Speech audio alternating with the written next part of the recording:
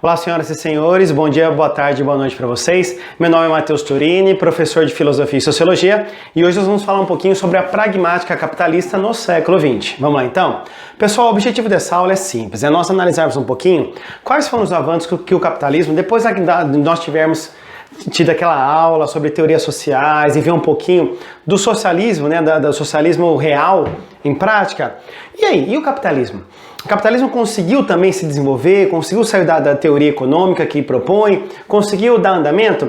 E aí, pessoas, claramente, o que a gente identifica? Que na história da economia, o marxismo que se opõe às teorias econômicas mais liberais, elas acabaram tendo algum contraponto também, alguma reação, vou chamar assim, das escolas liberais. Então, por exemplo, veja, se a gente olha para as teorias econômicas clássicas, as chamadas teorias econômicas clássicas, a gente pode basicamente identificar Adam Smith, Davi Ricardo, que são dois liberais, são dois capitalistas em si, e o próprio Karl Marx. Professor, por que o Marx está aqui nas teorias clássicas? É uma briga entre os economistas, não vamos entrar nela agora, mas de maneira geral, o que você precisa entender? Esses caras entendem que, de maneira geral, existe uma sociedade estratificada, com classes sociais, e que cada um desses indivíduos ocupa posições bem acentuadas dentro dessa estratificação social. De maneira geral, o trabalho é um valor em si, e o produto tem um preço comparado com o valor do trabalho. Tudo bem? Esses economistas da escola clássica, então, Smith, Ricardo e Marx, chegam a esse mesmo ponto comum. É óbvio que divergem nas propostas. Então, se o Davi Ricardo é um cara mais capitalista, o Smith é um cara do mercado mais justiça social, e o Marx é o cara da revolução. Só que a escola neoclássica de economia, ela entende que a sociedade não é composta por classes sociais. E os indivíduos não são indivíduos, eles são agentes econômicos. Então, independente de classe social que você seja, você precisa comer, beber, dormir e comprar. Então, o dinheiro vai cair na sua mão e você vai usá-lo. E o principal valor para poder atribuir a um determinado produto não é o valor do trabalho, mas é o valor subjetivo do indivíduo. A principal escola neoclássica que se apresenta em contraposição, não só a Marx, mas também a alguns princípios da Davi Ricardo e do Adam Smith, é a escola austríaca. Escola austríaca, pessoas têm lá o Karl Menger, o Mises e o Hayek. Esses caras, geralmente, eles não são apontados para vocês na maioria dos materiais. E por que a gente traz, professor? A gente traz para tentar analisar como é que o capitalismo moderno, do século XX para o século XXI, por que não, vem se estruturando e defendendo as suas teses. Tudo bem? O que a escola austríaca vai defender? Cara, não dá certo o comunismo, o socialismo não dá certo, basicamente isso. E por que não dá certo? O primeiro princípio que vai fazer com que eles acreditam que o comunismo dá certo é a questão da valorização do produto. Um produto não custa exatamente o tanto de trabalho que ele necessariamente exige para poder se fazer, que era o que Smith, Ricardo, Marx defendiam. Um produto, ele custa o quanto você quiser pagar. É basicamente isso. Então, por exemplo, para você fazer uma camiseta, quanto custa uma camiseta? Ah, professor, custo, mão de obra, tal, vai, R$40, R$20, R$30, não sei. Muito bem. Só que quando o Neymar foi estrear no Paris Saint-Germain, a camiseta dele custava $450. Dólares, euros, reais, agora eu não lembro. R$450, espera lá. Tem mais ou menos o mesmo tanto de pano, tem mais ou menos o mesmo tanto de mão de obra? Por que uma camiseta dessa é 40 e o dele é 450? Porque é o valor subjetivo que ela carrega. É isso que a escola austríaca está dizendo. Tem calça, você vai comprar você entra numa loja, tem calça que você bate o olho e fala assim, quanto custa? R$100. Nossa, mas não dou R$100 nessa calça. Aí você olha do lado, R$200. Ah, nessa eu dou R$200. Então não sei se você percebe, pessoas, o valor subjetivo que está por trás da calça é que você paga. Quanto você paga? O quanto você quiser pagar.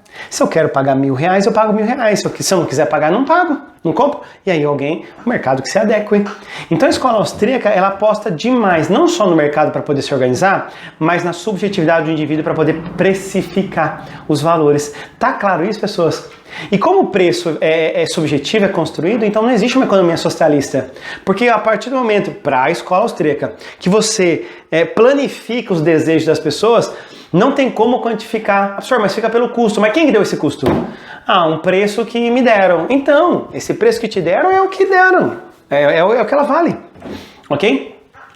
Professor, não, mas é só numa sociedade comunista, é só a gente estabelecer um preço ali. Então, estabelecer um preço é um valor subjetivo. Então, para Menger, para Mises, para Hayek, não dá. O Estado não vai dar conta da produção inteira, o Estado não vai dar conta de precificar, o Estado não vai dar conta da parte subjetiva dos indivíduos. Você vai no 1,99, mas tem coisa que você leva, tem coisa que você não leva. É isso que está dizendo a escola austríaca. Tudo bem, pessoas? E o contexto histórico que aparece a escola austríaca também é favorável para legitimar esse raciocínio, porque foi o período da Belle Époque. Isso aqui foi a Belle Époque.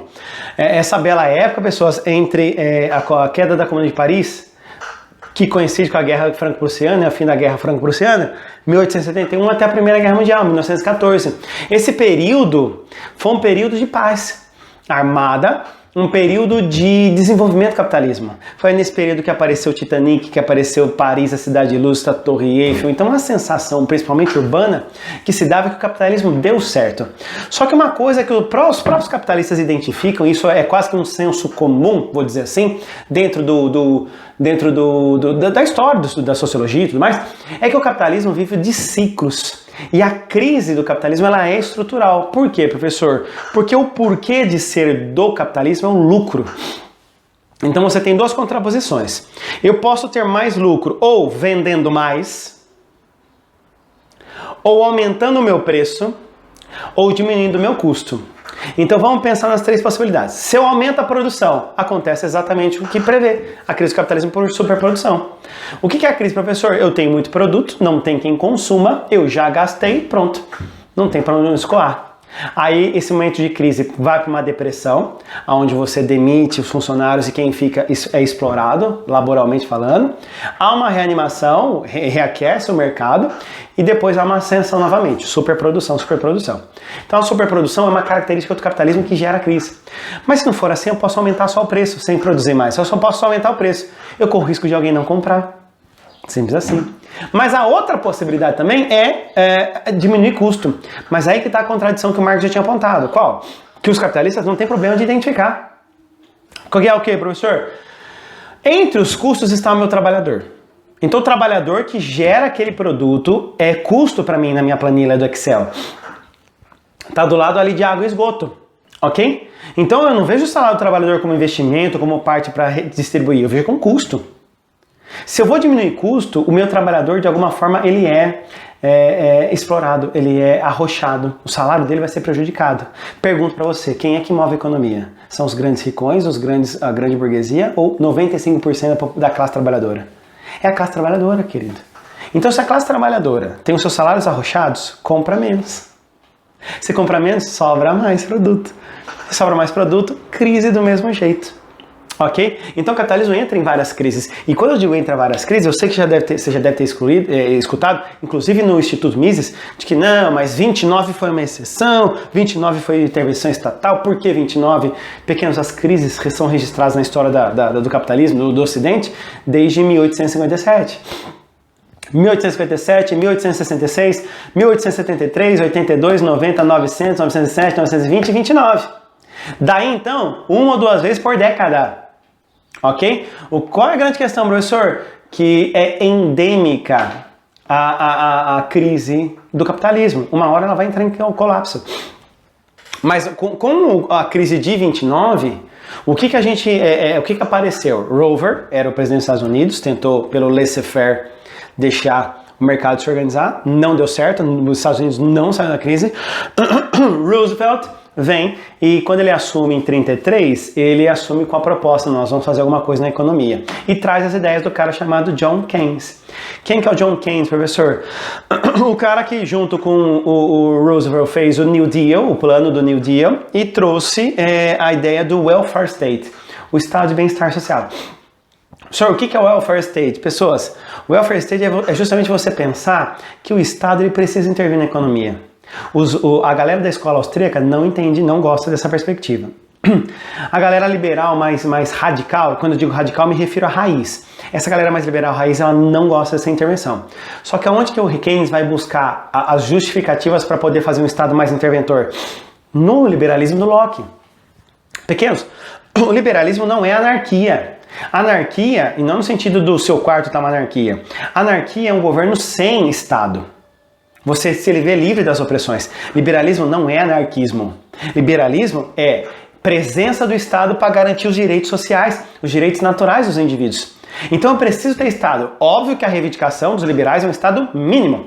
Mas o Estado precisa estar presente para, inclusive, fazer investimentos onde não é interessante para ninguém. Ok? Só dar um exemplo. Cadeia. Cadeia, por exemplo. Cadeia não é interessante para ninguém. Quem vai dar? Vamos abrir uma cadeia. Seja preso e venha no conforto do nosso lar. Querido, quem faz esse desenvolvimento? Entende isso? Então é óbvio, pequenos, que o Estado precisa intervir no laissez-faire. Ah, professor, você falou de cadeia aí, mas tem Estado que terceiriza a cadeia. Tem, mas é o Estado que paga. É o Estado que vai lá e dá para alguém, um terceirizado, para poder administrar. Então não estamos falando de negócio. Venha, seja preso, venha para a nossa cadeia. Aqui nós temos televisão e tal. Não. Ok? Então, pessoas, existem alguns elementos que o Estado precisa intervir. E o que o Keynes percebeu? Que esse monopólio, aliás, essa voracidade do capital, ela só faz mal. Esse instinto animal do capitalismo só faz mal para o capitalismo em si. Então, o que pensa Keynes? O Estado vai intervir em pontos estratégicos onde ninguém intervém, mas também em pontos estratégicos onde ele pode gerar economia. Então, por exemplo, vamos construir casinha. Ah, professor, por que a casinha? Porque casinha, eu dou uma casinha mais barato, movo a economia para poder construir as pessoas, a casinha para as pessoas, e depois essas pessoas vão arrumar um dinheirinho para poder construir elas. Reformar, ampliar, por aí vai. Ok? Então a ideia é vir com benefícios que você solidifica. Dá um exemplo, professor. Benefícios sociais, salário mínimo, jornada de trabalho reduzida, seguro-desemprego. São todos exemplos, pessoas que fazem com que o trabalhador de alguma forma tenha um recurso. E aí, professor, uma vez que ele tem esse recurso, irmão, ele vai lá e investe, porque ele vai comprar, ele vai comer, ele precisa comer. Veja o benefício auxílio emergencial na pandemia. Todos os países retomaram um certo keynesianismo, no sentido de pensar que o Estado poderia intervir para poder amenizar as crises que é natural do capitalismo. Capitalismo não é perfeito, pessoas. Comunismo também não é. Marxismo também não é. Mas você negar os defeitos do capitalismo é você fechar os olhos para alguma coisa que é você ser ingênuo. Fechar os olhos para algo que é evidente. Ok? É óbvio que com esse inchaço, você mexendo na máquina, o que os críticos desse welfare state fizeram? Pensaram, fazer com que a população receba benefício do Estado não é uma boa ad eterno. Por quê? Porque, pequenos, ninguém vive com auxílio emergencial. Você acha que R$600, e olha que nós vamos diminuir agora para o segundo semestre para 300. Segundo trimestre do segundo semestre, enfim. Então nós vamos diminuir para R$300. Pessoal, você acha que R$600 é o suficiente? O salário mínimo é de mais de R$1.000. Você acha que 600 atende uma família? É óbvio que não. Por isso, pessoas, que quando a gente fala do auxílio emergencial e desses benefícios, é só para ajudar a roda da economia a mover. Deu para entender? É só para ajudar a roda da economia a mover. Trabalha com déficit, arrecada depois e cubra. Qual é a questão? A questão é que outra ala de liberais, que a gente pode chamar de neoliberais, entendem que essa é uma intervenção ruim. Por que é uma intervenção ruim, professor? Pelo simples fato de que, pessoas, essa intervenção que o Estado faz para os neoliberais acaba travando a economia naquela subjetividade que a gente falou da escola austríaca.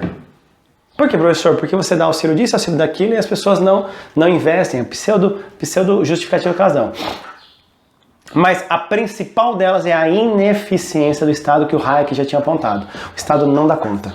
Se o Estado não dá conta, então é óbvio que vai dar um dado momento que o Estado vai começar a ficar ineficiente. Ineficiente para os padrões do mercado. Não é ineficiente nos padrões políticos. Por quê, professor? Porque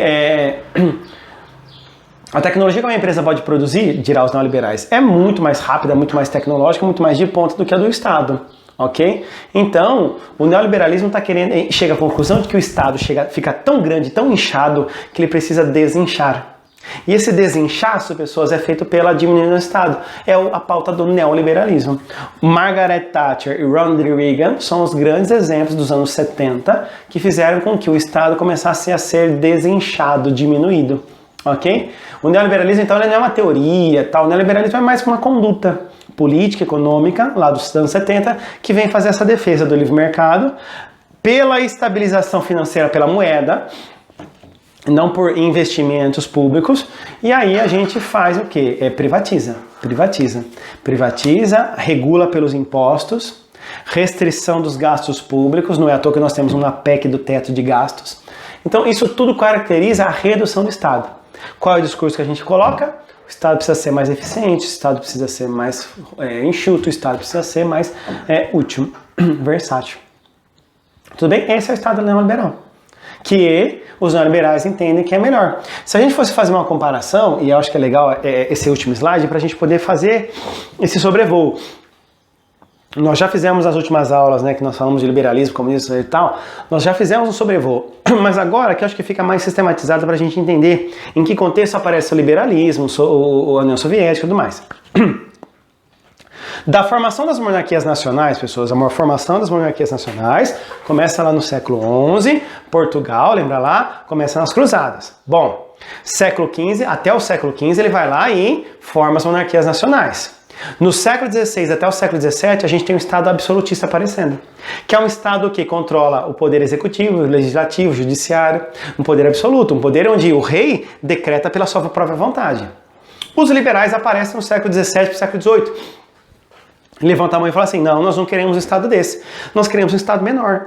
Esse é o contexto de aparecimento do Estado liberal, que no século XVII e no século XVIII aparece querendo a diminuição do Estado. E faz sentido, porque esse Estado absolutista é muito grande para poder ser administrar.